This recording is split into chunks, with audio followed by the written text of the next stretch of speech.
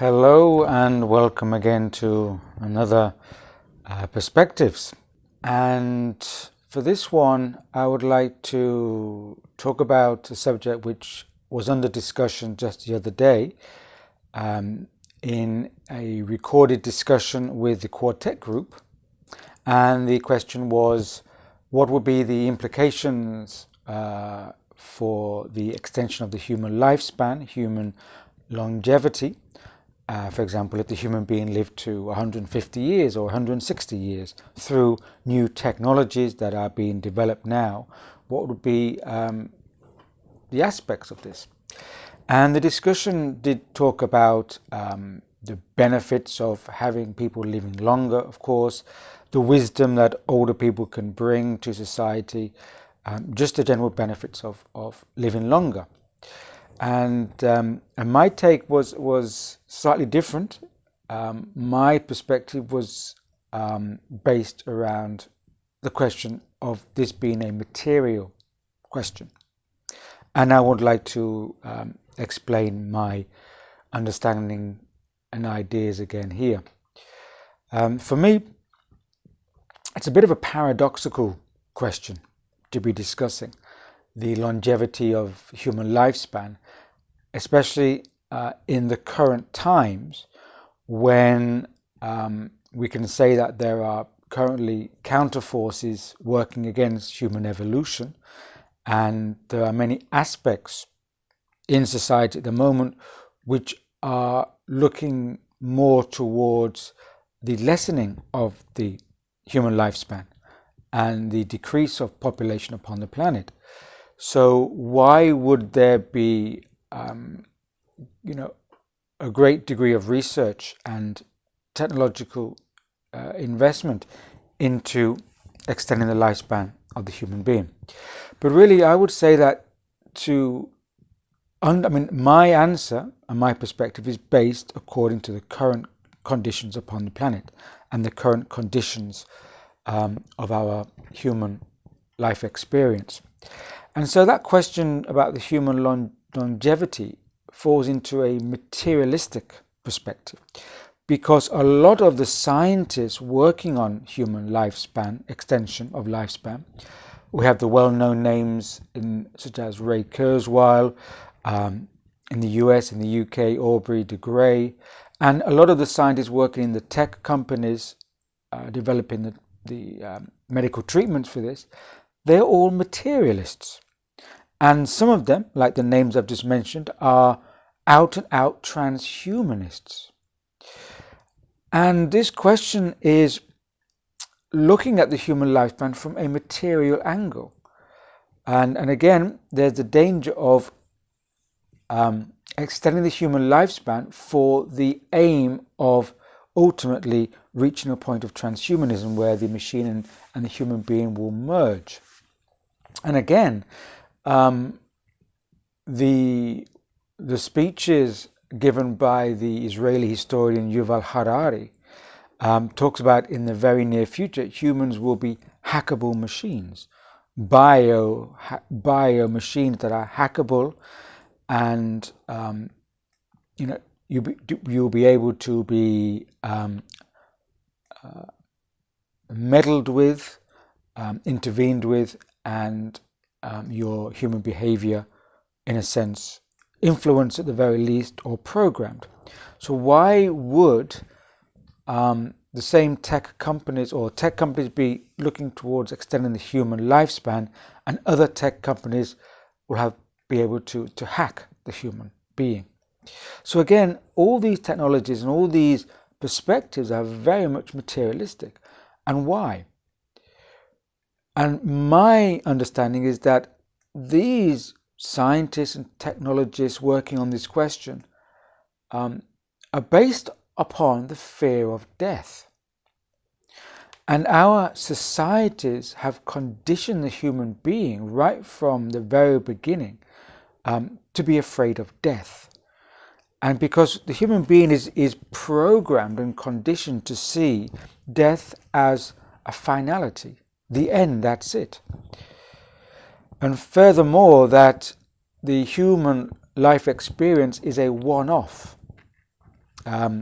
It's a one-off experience. So at the end of it, there is no more. That's it. We're dead.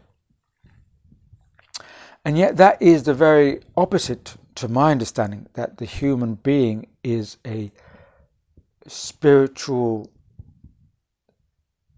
a spiritful and spiritual being having an incarnation in a physical body.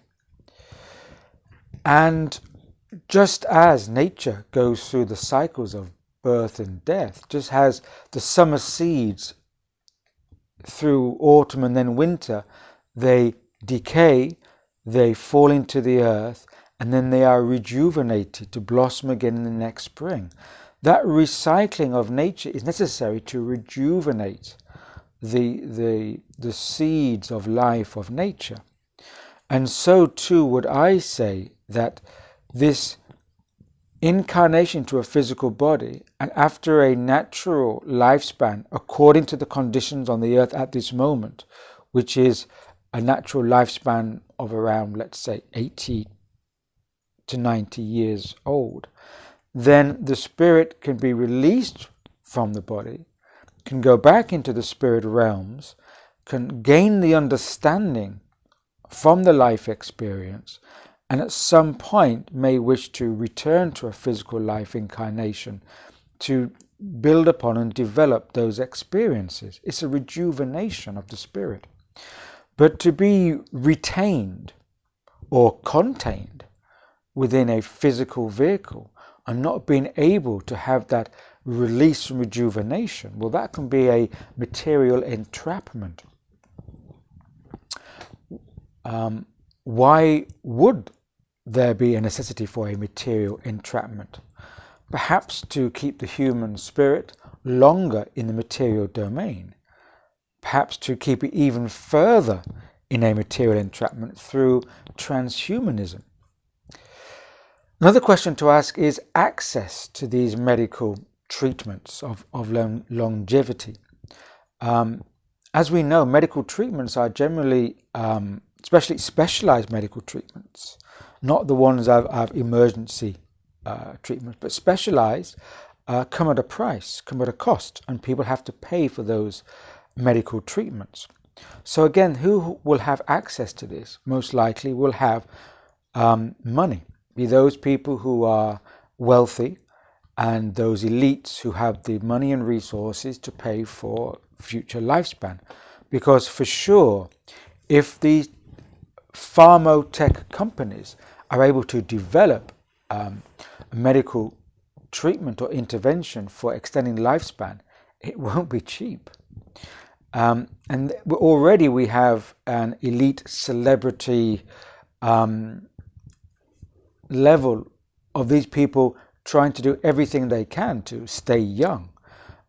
We know the celebrities are paying thousands for these medical treatments to keep their skin looking without wrinkles, even cosmetic surgery and worse. So it'll be the same class of people running to get these medical treatments first, which then will create a two-tier society. Those who have the resources, the finances, and the elite status to be the first people in the queue, and then other people will be left behind. They won't be able to have this treatment. Or maybe they won't want this treatment because to live, let's say to double your lifespan to 150 years, makes an assumption that your current level of living, your current quality of life, is one that you would wish to double. There will be a great many people who would not wish to endure an extension of their life to another 50, 60, 70 years. There'll be many people who would have had enough at the end of their life and feel perhaps either ready to leave or feel completely fulfilled with their life. And that's a completeness that they want to then move on from. And also, we have to think about human purpose. If there's going to be an overnight medical wonder pill to extend your life, then you have to also have a life of purpose. There are many people who, after retiring, find themselves lost in life, wondering how to continue their fulfillment. And already we have signs of automation in the industry, and in the future we know and that there will be a great amount of people losing their jobs, losing their careers over to automation. Now, how will those people replace their purpose in life if they are not working? Okay, we may have a universal basic income, but how many people being given a minimum wage of sustainability would find purpose in their life for another 50, 60 years if this extension goes ahead? Also in the discussion I put forward the question, a bit of a devil's advocate, but I put forward the question again about access. If the medical treatment is a specialist treatment and it's costly, will the health service give it to everybody? Will they prohibit it to obese and overweight people, feeling that they're not suitable or adequate in their physical status to be granted extra life? These are moral and ethical questions. And also we have to ask those people who are not granted, permitted, or have the resources to gain access to this medical extension of life, will they be an underclass which will be seen as being a class of delayed euthanasia? If other elite people or who take this medical treatment are living another 70 years, and the people without it will be dying in the next 5-10 years, then that can be seen as an underclass of people who are just living a life of delayed euthanasia. Euthanasia because they are not able to extend their lives, and so they are moving towards a death, a voluntary or involuntary death. And so how are they going to live throughout the remainder of their years in a society which is supporting and maybe even glamorizing life extension? How will this class of people feel if they're not a part of that extended human lifespan society? So my kind of roundup of this question is that, putting aside all the social and cultural implications, in that you'd have to completely revise and revamp the whole social cultural systems to be able to sustain and support a populace on the planet that is living 50 years or more longer, not only in terms of career and jobs, but also in terms of the health, the food, the sustainability of such a populace. But my question comes down to a spiritual question, is that unless the extension of the human lifespan comes with it an alignment with an understanding of the spiritual nature of the human life experience, then the human lifespan will be purely existing within a bubble of materialism. And that for me would be not an evolutionary path, a path into deeper materialism, deeper entrapment of the human life experience within forces of materialism and potentially transhumanism would not be for me an evolutionary choice.